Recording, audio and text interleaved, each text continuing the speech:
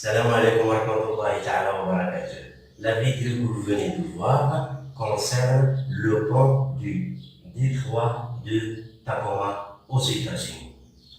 C'est un enregistrement daté de 1940 et plus exactement le 7 novembre. Alors, on voyait sur la vidéo le pont oscillant tout d'un coup. À 11 heures plus exactement, le pont s'effondre.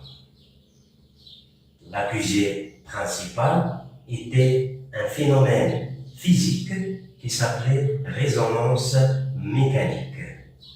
Est-ce que c'est juste ou non? Je vous laisse l'opportunité de chercher.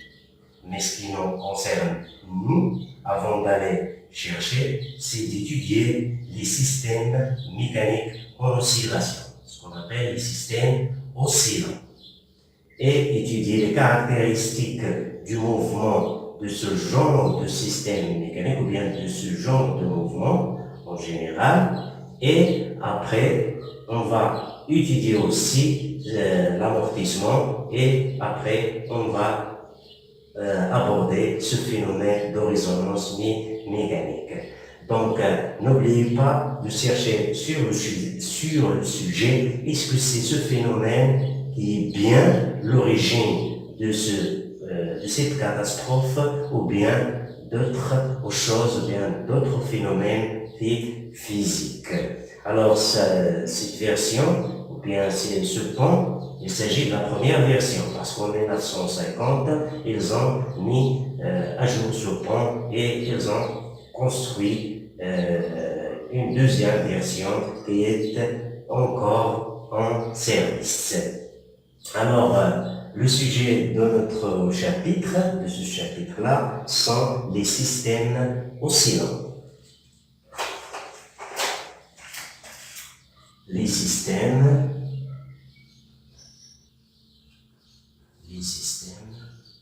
oscillants, les systèmes mécaniques oscillants, parce qu'on a déjà vu des oscillations électriques, magnétiques, ainsi de suite. Alors, on va essayer de répondre à 3 questions. La première question sera, Inch'Allah, déterminer les caractéristiques du mouvement d'un système mécanique en oscillation. Et après, on va aborder le sujet de l'amortissement. Vous savez bien que ce ressort-là, ou bien ce système mécanique, s'utilise pour l'amortissement quand on est sur notre moto, par exemple. On va aussi étudier quelques exemples de systèmes mécaniques. On va étudier le pendule de torsion, parce que le cas de la vidéo, le pont est en oscillation de torsion. On voyait bien ça sur la vidéo. Et on va voir aussi le système ressort et solide, comme celui-là, ou bien celui-là. Celui-là, il est horizontal, celui-là, il est vertical. Et après, on va parler des pendules pesants, comme celui-là, ou bien un pendule simple. Donc, on va étudier ces exemples-là, un par un. Et la troisième question qu'on va essayer de répondre, quelles sont les conditions qui doivent être satisfaites pour qu'un système mécanique entre en résonance mécanique. Donc ça, ce sont les points principaux qu'on va aborder au cours de ces vidéos-là, que je vais diviser, bien sûr, en plusieurs parties. Alors, on va commencer tout d'abord par définir un système oscillant, puisque ça veut dire un système mécanique en oscillation. Et après, on va étudier les caractéristiques et bien sûr les exemples un par un. Mais avant de commencer tout ça, vérifions tout d'abord si on a les prérequis nécessaires pour bien comprendre cette étude-là qu'on va faire au cours de ces vidéos. Donc, on va se rappeler un petit peu des caractéristiques de la force de rappel qu'on a déjà vu, soit au collège, soit en tronc commun. Et après, on va un petit peu rappeler le principe fondamental de la dynamique, ou bien ce qu'on appelle la deuxième loi de Newton. Commençons donc par un petit rappel. Donc, commençons par les caractéristiques de la force de rappel. Pour ce faire, on va considérer un ressort de spire non jointif, c'est-à-dire comme celui-là. Alors, si on applique à son extrémité libre n, on va noter n, alors notre extrémité est fixe, un solide, un support bien fixe. Donc, si on applique une force F à ce ressort, le ressort aussi va exercer une force de rappel sur ce solide. Donc, on va considérer un référentiel R de repère R OIGK tel que l'axe OX de ce repère est confondu avec l'axe du ressort. Le ressort a une constante de rigueur K. Donc, dans ce cas-là, sa longueur initiale sera L0 quand il est libre. Si on applique cette force-là, sa longueur va être L. Comme ça. L. Et bien sûr, la longueur soit va augmenter ou bien va diminuer suivant, bien sûr, le sens de cette force-là. Donc, s'il est dans ce sens-là, il va s'allonger, le ressort va s'allonger. S'il est dans ce sens-là, la longueur va se diminuer. Donc, L peut être supérieure à L0 ou bien inférieure à L0 suivant la force appliquée F. Alors, pour ce cas-là, les caractéristiques seront de la force de rappel qu'on note T, sera le point d'action qui est le point M, le point de contact, bien l'extrémité libre. Donc M, la ligne d'action sera l'axe X', donc on va la noter, l'axe X', c'est une droite, donc on matérialise la ligne d'action de cette force-là par cet axe-là. On va noter X'. Alors, le sens, c'est vers la droite, dans notre au cas, donc de M vers la droite. Bien sûr, l'intensité, elle est proportionnelle, et on va noter T, elle est égale, elle est proportionnelle, et le coefficient de proportionnalité, c'est la constante du rigueur K, delta L en valeur absolue, bien sûr, parce que delta L, peut-être, si la force F est dans ce sens-là, peut être négative. Tel que delta L sera L, la longueur du ressort quand on applique la force F, moins la longueur initiale. Donc ça, c'est ce qu'on a déjà vu. Alors, pour l'expression vectorielle de cette force, elle sera, donc je vais l'écrire en rouge parce qu'on aura besoin, sera T égale à moins K delta L fois I. Ça, c'est en général. Alors, vous voyez bien que c'est le sens de F et dans ce sens-là, le sens de T, la force de rappel sera dans ce sens. Alors que c'est le ressort est comprimé, dans ce cas-là, T sera dans l'autre sens. Bon, c'est bon, il y a un signe moins, et K et delta L. Alors, delta L sera positif si L est supérieur à L0. Si L est inférieur à L0, c'est-à-dire si elle est comprimée, elle sera négative. Et dans ce cas-là, avec le signe moins, donc le sens de T sera dans le sens contraire. Donc, si T est dans ce sens, T sera dans ce sens-là. Si F est dans ce sens, alors T sera dans l'autre sens. Ce qui confirme cette expression-là. Alors, on peut écrire delta L en fonction de l'abscisse X du point M. Bien sûr, je prends l'origine du repère au point de repos. Cette position-là sera cette position-là. Donc, dans ce cas-là, je peux écrire que L sera égal à L0 plus X. D'accord? Plus X. Donc, si X est positif, c'est-à-dire si le ressort est allongé, sera L0 plus X avec X positif. S'il est comprimé, dans ce cas-là, ça sera L0, L va diminuer, donc puisque X sera négatif, il sera dans le sens contraire. Et comme ça, on va obtenir l'expression de X qui est égale à L moins L0. Avec bien sûr l'origine du repère sera au point O. Donc j'ai fait ce petit rappel dès maintenant pour ne pas avoir des problèmes après.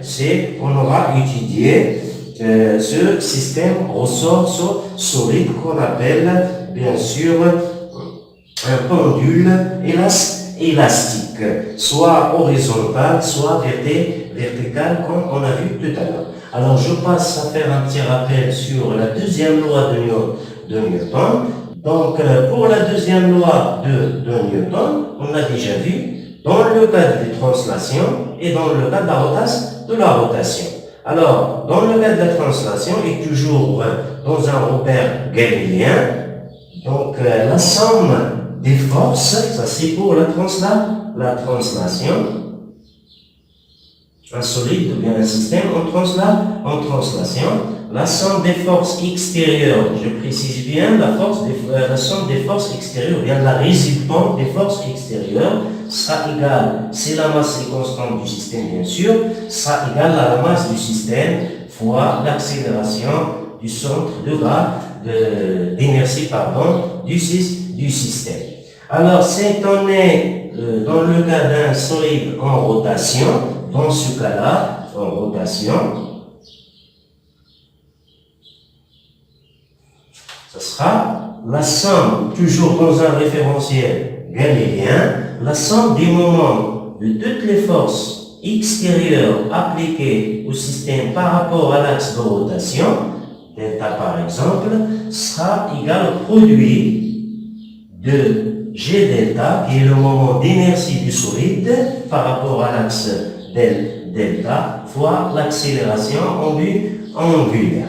Alors, prenez bien votre temps pour comprendre bien ces deux prérequis, parce qu'on en aura besoin. Surtout comprendre comment écrire l'expression de la force de rappel T, bien sûr. Alors, faites bien attention. Donc, on peut écrire cette expression T, j'ai oublié, T en fonction de X. Donc, ça sera T sera égal à moins K X, puisque L moins L0, c'est delta L. Donc, ça sera moins K X fois L. D'accord? Donc, ça, c'est l'expression. Donc, on passe maintenant à notre chapitre et on va commencer par définir un système oscillant. Alors, commençons par définir un système mécanique oscillant. Qu'est-ce qu'un système mécanique oscillant? Un système mécanique oscillant est un système qui effectue des mouvements de va-et-vient autour de sa position d'équilibre. Bien sûr, lorsqu'on regarde de cet état d'équilibre. Dans notre vie courante, on utilise plusieurs, différents types de systèmes mécaniques. L'amortisseur d'une moto, on est un exemple. Il est constitué d'un ressort et d'un système d'amortissement. la réponse du ressort dépend de la nature de la route et bien sûr de la vitesse de la moto. Et il y en a d'autres applications. Alors, cet mouvement d'oscillation, bien de va, il vient, peut être dû à l'élasticité du système, par exemple dans ce cas-là, si on écarte ce système de son état d'équilibre, il va effectuer des va-et il vient autour de sa position d'équilibre. Ça est dû à l'élasticité, bien sûr, du ressort. Il peut être dû, ce mouvement d'oscillation autour de la position d'équilibre, à la torsion. Par exemple, dans ce cas-là, ce sont des oscillations de torsion. C'est du même type d'oscillation qu'on a vu au cours de la vidéo, l'introduction. Il y en a plusieurs exemples aussi. Par exemple, si on prend cet exemple-là, c'est un pendule qu'on appelle pendule pesant. Il effectue ce mouvement de va-et-vient. Bien sûr, ce mouvement est amorti. Il y a l'amortissement qui est essentiellement dû à la réaction, bien au frottement au niveau de l'axe de rotation. Mais elles peuvent être aussi entretenues. C'est par exemple, il y a un système qui entretient ces mouvements, bien ces oscillations. Et elle peut être aussi libre, c'est-à-dire sans entretien. Elle peut être aussi périodique. Je veux dire périodique, c'est-à-dire qu'elle se répète égale à lui-même pendant bien sûr des durées égales. Alors, on va passer à donner quelques exemples et on va définir bien sûr un système solide ressort. C'est un pendule qu'on appelle pendule élastique, comme celui-là qui est horizontal, ou bien ce système qui est vertical, ce pendule-là, il est vertical. On va aussi voir l'exemple du pendule de torsion. Les oscillations ici sont dues à la torsion du fil. Et bien sûr, on va voir aussi les pendules pesants dans ce cas-là. Et on va voir le cas particulier des pendules pesants qu'on appelle le pendule simple. Et on va définir ces systèmes-là et ces exemples-là. Alors, on passe au premier exemple. Alors, voyons quelques exemples de systèmes mécaniques oscillants. Et commençons par premier exemple. Donc, ces systèmes-là mécaniques, on va les étudier un à un durant ce chapitre-là et on va étudier le mouvement de chaque exemple et on va donner les caractéristiques et l'équation régissante du mouvement de chaque, ou bien régissant le mouvement de chaque système. Alors, le premier exemple, le pendule pesant. Alors, le pendule pesant, voici un exemple que j'ai bricolé, seulement pour démonstration. Donc ça, il s'agit d'un pendule pesant. De quoi il est constitué? Tout d'abord, il effectue des oscillations en rotation, des oscillations, des va-et-vient, autour d'un axe fixe horizontal. Un axe fixe horizontal. Donc ici horizontal. Ne passons pas par centre de gravité, mais il passe par un point qui est différent du centre de gravité. Il oscille autour de sa position d'équilibre sur l'action de son poids, seulement. C'est-à-dire, je l'écarte de sa position d'équilibre, je le libère à lui-même. Donc, ces oscillations s'effectuent sur l'action du poids du solide. Du poids du solide indéforme. Bien sûr, là, dans ce cas-là, il y a les frottements de l'axe. Donc, on va parler du frottement après. Alors, deuxième exemple qu'on va voir, c'est le pendule simple. Alors, tout d'abord, des exemples de pendules posants. Il y a la balançoire.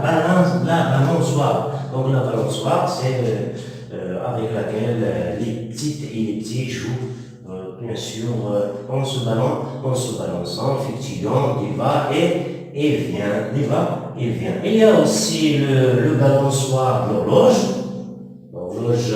du mur.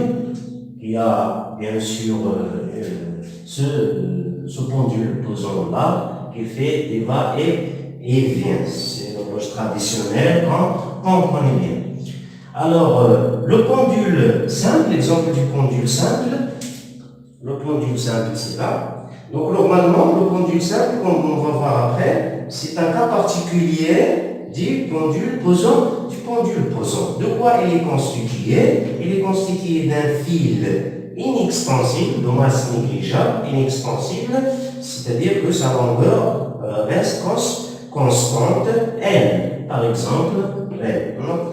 Et à l'autre extrémité libre, il est accroché une masse dense, c'est-à-dire de haute densité, et qui effectue du va-et-vient des oscillations, c'est on l'écart de sa position d'équilibre dans l'angle θn. Alors, θn dont on parle ici, c'est l'angle entre ces directions-là, verticales, et ces directions obliques, comme ça, cette position-là. Donc, on me le libère à lui-même et il effectue des va-et-vient. Et vous voyez, dans ce cas-là, l'amortissement est un petit peu faible. Parce que le contact ici, ou bien l'amortissement, c'est l'amortissement solide fluide. Alors, on passe, il y a un exemple ici, par exemple, le pendule de Foucault. Donc, ce pendule de Foucault, c'est un pendule réalisé par un certain homme nommé Foucault. Donc, vers 1850, à peu près, si je me rappelle, il est constitué d'une très longue chaîne, à peu près 70 mètres, je ne me rappelle pas de la longueur exacte, et d'une masse de presque 30 kilogrammes, à peu près approximativement. Donc, il l'a utilisé pour démontrer que la Terre est en rotation. Alors, on passe au pendule élastique. Donc, le pendule élastique, on a ici deux exemples. On voit ici un pendule élastique horizontal et ici un pendule élastique vertical. De quoi est constitué ces deux-là? Donc, on remarque bien qu'il s'agit bien sûr d'un support fixe tout d'abord. Donc, on a une extrémité des ressorts, et l'extrémité des ressorts est fixée à un support fixe. L'autre extrémité libre est accrochée à un solide de masse N.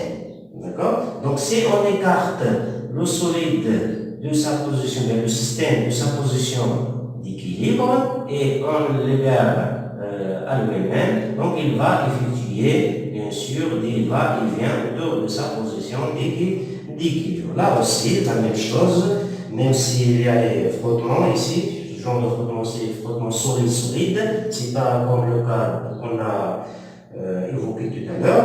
Donc, si je l'écarte de sa position d'équilibre, donc, elle va effectuer des va et vient.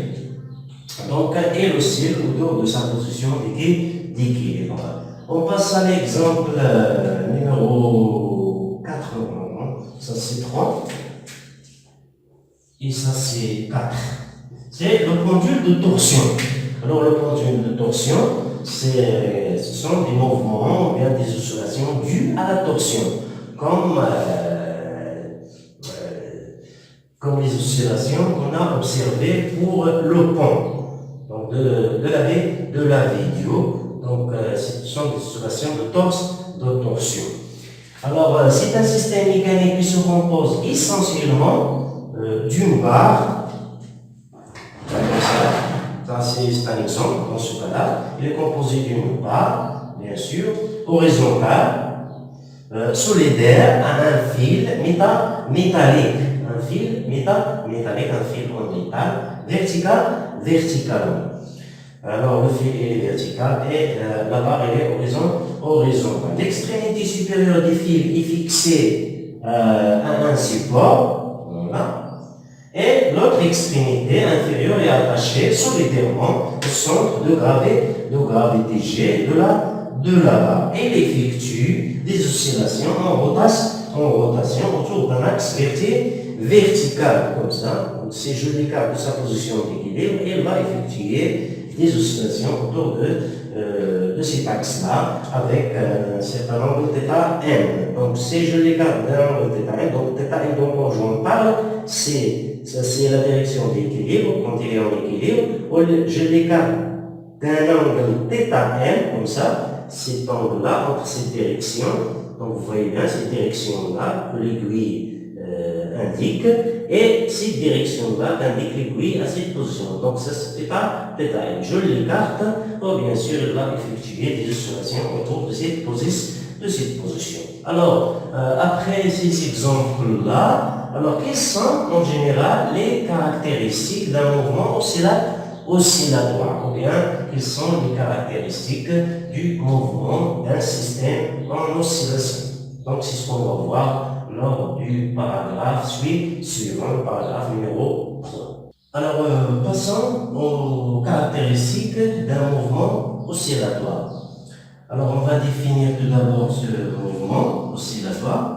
Et après, on va passer aux caractéristiques. Donc, une oscillation est un mouvement de va-et-vient d'un corps solide autour d'une position d'équilibre. Le mouvement oscillatoire est dit libre lorsque l'oscillateur mécanique n'est soumis à aucun apport d'énergie de la part de l'extérieur après sa mise en mouvement. Un exemple. Là. Donc ça, c'est un mouvement oscillatoire libre, c'est-à-dire il n'y a pas d'apport d'énergie. Par exemple, si je fais comme ça, non. Donc ça, c'est, je donne de l'énergie après le mouvement. Donc c'est ça ce qu'on appelle un oscillateur mécanique, ou bien un oscillateur mécanique libre, ou bien un mouvement oscillatoire libre. Bien sûr, dans ce cas-là, il est amorti parce qu'il y a des frottons. Donc, on va parler de ça tout de suite. Alors, on passe maintenant aux caractéristiques. Donc, on va parler de 3 caractéristiques d'un du mouvement oscillatoire libre, non amorti. Donc, on va parler tout d'abord de la position d'équilibre. On va définir la position d'équilibre et après on va parler de la période propre dans le cas d'un mouvement oscillatoire libre non amorti. Et on va parler de l'amplitude. Ce sont les 3 caractéristiques qu'on va discuter. Donc, on passe rapidement aux caractéristiques du mouvement oscillatoire. On commence par la position d'équilibre. Qu'est-ce qu'on entend par position d'équilibre? La position d'équilibre d'un oscillateur mécanique, d'un système mécanique oscillant, est la position occupée par son centre d'inertie lorsqu'il est immobile par rapport à un référentiel terrestre. Et ça est, à ce niveau-là, il faut distinguer entre 2 positions d'équilibre, stable et instable. Si par exemple, je prends cet exemple-là, alors on voit bien que le système il est immobile par rapport au référentiel terrestre. Donc, mais il peut être aussi immobile dans cette position-là. C'est-à-dire comme ça, dans cette position. Donc là aussi, c'est une autre position d'équilibre. Quelle est la différence entre les deux? Alors, pour cela, si je l'écarte de cette position-là, est-ce qu'il va osciller autour de cette position-là, ou bien est-ce qu'il va revenir à cette position-là? Comme ça.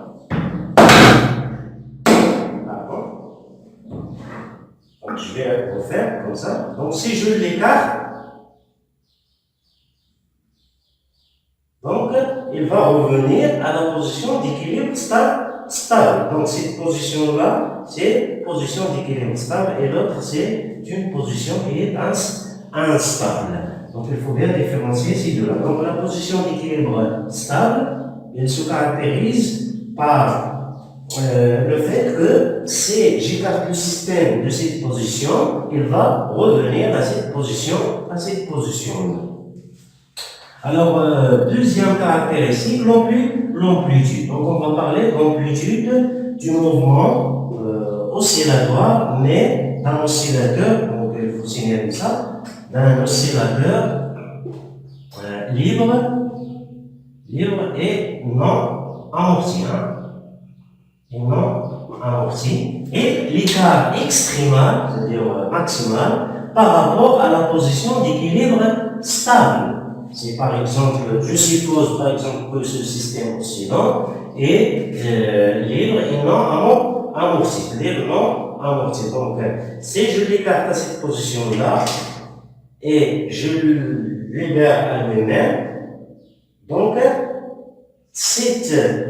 sûr, dans ce cas-là, il y a frottement, donc il est amorti. Moi, je suppose qu'il n'est pas amorti, donc il va revenir, il va prendre cette amplitude-là. Donc, c'est cette amplitude-là qu'on appelle l'amplitude, ou bien c'est cet écart-là maximal qu'on appelle l'amplitude. Donc, c'est une grandeur qui est toujours positive, on prend positive, et bien sûr, elle dépend de cette grandeur-là. Dans ce cas-là, c'est un angle, donc c'est θ max par exemple, c'est un angle maximal, alors que pour celui-là, c'est aussi non amorti, dans ce cas-là.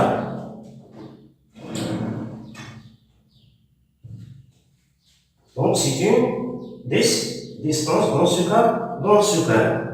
Donc il va effectuer des va-et-vient, tel que cet écart-là, qui est une distance, c'est-à-dire, dans ce cas-là, on parle, ça sera x max, donc x max, d'accord, par rapport à la position d'équilibre, cet écart. Donc il faut différencier ces deux choses-là quand on parle d'amplitude. Donc l'amplitude du mouvement oscillatoire, libre et non amorti, et l'écart extrémal par rapport à la position d'équilibre stable. On passe à la troisième caractéristique, période propre. Donc on va parler de la période propre dans le cas d'un oscillateur libre non amorti. Donc on l'appelle période propre T0. C'est quoi? C'est la durée qui s'écoule entre deux passages successifs d'oscillateurs par des positions identiques avec des vecteurs vitesse identiques. Si je prends par exemple cet oscillateur-là, qui est un produit simple, et je prends sa position d'équilibre ici, donc il va passer la première fois par cette position-là, et vecteur vitesse va être dans ce sens-là, par exemple, dans ce sens, c'est comme ça. Donc c'est le premier passage, d'accord? Elle va aller, et elle va revenir, elle va passer par la position d'équilibre une deuxième fois, mais la vitesse, elle est dans ce sens-là. Donc, elle va revenir jusqu'ici, puis elle va revenir ici. Alors, dans ce passage, dans ce deuxième passage-là, dans la vitesse est la même, vecteur vitesse, je parle de vecteur vitesse. Alors, la durée qui sépare ces deux passages-là, c'est ce qu'on appelle la période propre du mouvement oscillatoire. Donc, ça, moi, j'ai pris, par exemple, ici la position d'équilibre. Vous pouvez prendre n'importe quelle position. Seulement, il faut que la condition du vecteur vitesse soit la même entre ces deux passages-là. Donc, par exemple, elle passe par la position d'équilibre avec vitesse dans ce sens-là. Je déclenche le chronomètre. Il va commencer à mesurer la durée, c'est-à-dire le temps. Donc il passe, il va revenir, mais ça, dans ce cas-là, la vitesse, il est dans le sens contraire, non.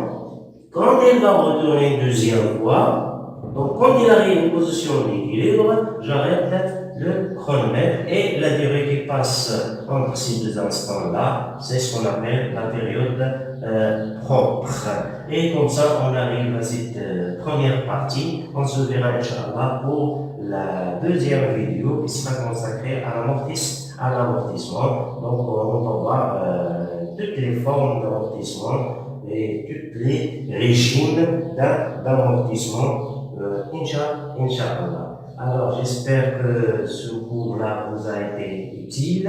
Si c'est le cas, n'hésitez pas de s'abonner et de partager le contenu pour nous encourager à continuer à vous présenter du cours de ce genre. Alors, on va. Assalamu alaikum.